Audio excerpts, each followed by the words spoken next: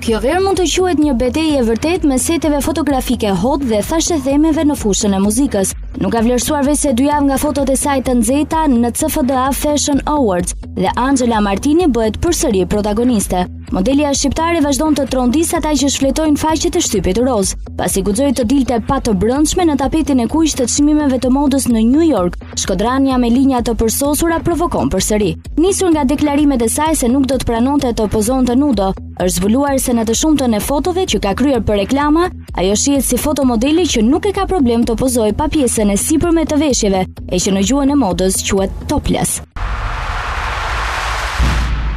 Ashton Kutcher, aktori i cili do të zëvendësojë Charlie Sheen në serialin Two and a Half Men, ka vendosur të bëjë reklam vetes në kurrizë të një kolegu të tij, Robert Pattinson. Gjatë një interviste televizive në një emision brazilian, partneri Demi Moore filloi të tallej me protagonistin e sagës së filmave me vampir, Twilight. Përshëndetje të gjithëve, quam Robert Pattinson dhe jam një vampir gay, tha Kutcher. Edhe publiku nuk e mori shumë mirë këtë batut, duke qëndruar i habitur në vend që të qeshte. Pattinson nuk i ka kthyer ende përgjigje kësaj batute të Kutcher. Konsiderohen si një prej çifteve më të forta në sistemin e VIP-ave e megjithatë.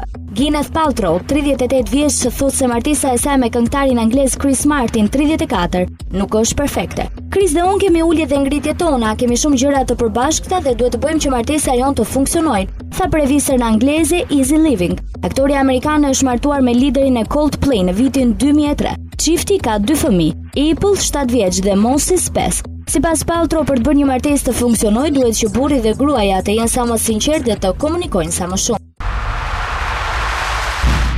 Gjatë qëndrimit të saj në Kanada, Kate Middleton është fotografuar me një fustan të Alexander McQueen identik, me atë që pati veshur Sarah Jessica Parker 5 vjet më parë, kur bashkëshorti të saj Matthew Broderick ju kushtua një yll në Hollywood në Walk of Fame. Por Kate ka zgjedhur ngjyrën e bardhë me vija blu dhe me këpucët Prada, ndërsa Sarah Jessica Parker kishte zgjedhur versionin blu me vija të bardhë dhe me këpucë të kuqe të McQueen. Të dyja janë ikona të stilit, megjithatë zgjedhje vetë se cilës i qëndron më bukur veshja në trup.